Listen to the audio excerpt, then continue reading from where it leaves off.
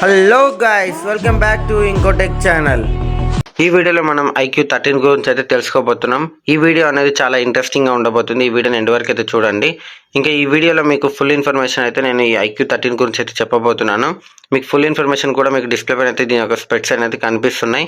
ఇంకా నెక్స్ట్ మనం ఈ ఫోన్ యొక్క డిస్ప్లే గురించి మాట్లాడుకుందాం. ఫస్ట్ అయితే 6.82 LTPA AMOLED డిస్ప్లేతో పాటు 4500 నీట్ పీక్ బ్రైట్నెస్ అయితే ఈ ఫోన్ లాంచ్ అవుతుంది. HDR10+ సపోర్ట్ కూడా ఉంటుంది. 140 Hz రిఫ్రెష్తో వస్తుంది ఈ ఫోన్ డిస్ప్లే మనకి. ఇంకా డిస్ప్లే పరంగా కానీ మనకైతే ఎలాంటి డిసడ్వాంటేజెస్ అయితే లేవు, ఎందుకంటే ఇది 2K AMOLED డిస్ప్లే కాబట్టి.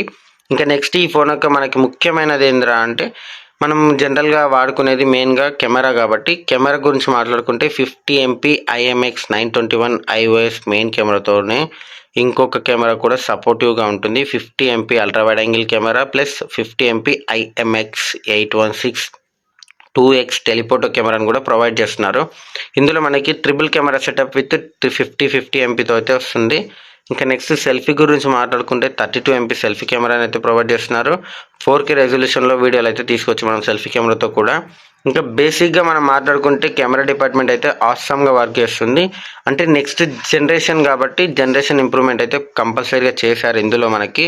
ఇంకా నెక్స్ట్ ర్యామ్ అండ్ రోమ్ గురించి మాట్లాడుకుంటే LPDDR5X అల్ట్రా ర్యామ్తో పాటు UFS 4.1తో అయితే ఈ ఫోన్ లాంచ్ అయింది. 12GB ర్యామ్ 256GB దీని బేసిక్ వేరియంట్. ఇంకా హై అండ్ అఫోర్డ్ చేయాలనుకుంటే 16GB ర్యామ్ 512GBతో అయితే ఈ ఫోన్ అయితే మనకి మార్కెట్లో అవైలబుల్గా ఉంది. ఈ వేరియంట్ కూడా. ఈ ఫోన్ మనకి మెయిన్గా ఆఫర్ చేసేది ఏంటి అంటే Snapdragon elite chip. It is the best 100 affordable processor phone ఇది మనకి ప్రస్తుతానికి మార్కెట్లో. ఈ ప్రైస్ సెగ్మెంట్లో దీన్ని కొట్టే ఫోన్ ఇంకా రాలేదు ఏ బ్రాండ్ నుంచి కూడా, ఎందుకంటే 8 ఎలైట్ చిప్ అనేది ఇప్పుడు జనరల్గా చూసుకుంటే లేటెస్ట్ ప్రాసెసర్ కాబట్టి ఈ ప్రైస్లో అయితే ఏ కంపెనీ కానీ ఏ బ్రాండ్ కానీ ఇంకా లాంచ్ అయితే చేయలేదు. ఇందులో మనకి సూపర్ కంప్యూటింగ్ చిప్ 2తో అయితే వస్తుంది. అలాగే ఈ రెండు చిప్స్ అనేటివి మనకి గేమింగ్ని బూస్టింగ్ కోసం అయితే హెవీగా ఆడుకోవచ్చు మనం, పర్లేదు ఎంత హెవీగా ఆడినా మ్యాక్సిమం అసలు ఏం కాదు. స్ట్రీమర్స్ చేయాలనుకున్నా కూడా, లైవ్ స్ట్రీమ్ పెట్టాలనుకున్నా, గేమింగ్ ఛానల్ ఉన్న వాళ్ళకి కూడా ఇది కొంచెం బెస్ట్ ఫోనే. ఇంకా నెక్స్ట్ ఈ ఫోన్ యొక్క గేమింగ్కి తగ్గట్టుగానే మనకి ఇందులో 6000 mAh మ్యాసివ్ బ్యాటరీని కూడా ప్రొవైడ్ చేస్తున్నారు. అది 120 watts ఫాస్ట్ ఛార్జింగ్తో సపోర్ట్ అయితే ఉంటుంది. ఫ్లాష్ ఛార్జింగ్ ఇది మనకి జస్ట్ మనకి అరౌండ్ ఒక 30 minutes లోపు లేదా 25 minutes లోపు అయితే కంపల్సరీ 100% ఛార్జ్ అయితే అయిపోతుంది.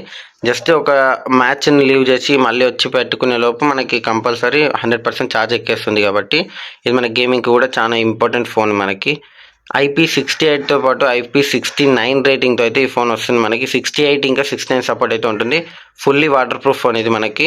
ఇంకా Type-C 3.2 Gen 1తో అయితే ఈ ఫోన్ అయితే లాంచ్ అయింది. ఇంకా ఫుల్గా ఈ ఫోన్ అయితే ఒక కంపాక్ట్ గేమింగ్ ఫోన్ అని కూడా చెప్పుకోవచ్చు. ఆల్రౌండర్ ఫోన్ కూడా ఇది మనకి మార్కెట్లో ప్రస్తుతానికి.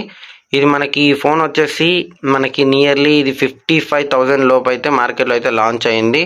ఈ ఫోన్ ఎవరికైతే బెస్ట్ అనుకుంటున్నారంటే నా ఒపీనియన్లో ఎవరైతే గేమింగ్ కోసం కానీ, గేమింగ్ ఆడాలి, గేమింగ్ స్ట్రీమ్ పెట్టుకోవాలి, ఎవరైతే యూట్యూబ్ ఛానల్ స్టార్ట్ చేయాలనుకుంటున్నారో వాళ్ళకి ఇది ఒక బెస్ట్ చాయిస్ అవుతుంది. అలాగే ఎవరైతే BMW ఫ్యాన్స్ ఎవరైతే ఉన్నారో, BMW స్పాన్సర్షిప్ ఉంది కాబట్టి దీనిలో వాళ్ళు కొలాబ్ అయ్యారు కాబట్టి BMWని కూడా మీరు ఓన్ చేసుకున్న ఫీలింగ్ అయితే ఉంటుంది. ఇంకా దీంట్లో మనకి కెమెరా చుట్టూ అయితే ఒక రింగ్ లైట్ అయితే వస్తుంది. ఫ్లాష్ కానీ చిన్న చిన్న నోటిఫికేషన్స్కి, గేమ్ ఆడేటప్పుడు కూడా చిన్న చిన్న దాంట్లోకి కొంచెం యూనిక్గా అనిపిస్తుంది మనం వాడేటప్పుడు ఆ ఫీల్ కూడా.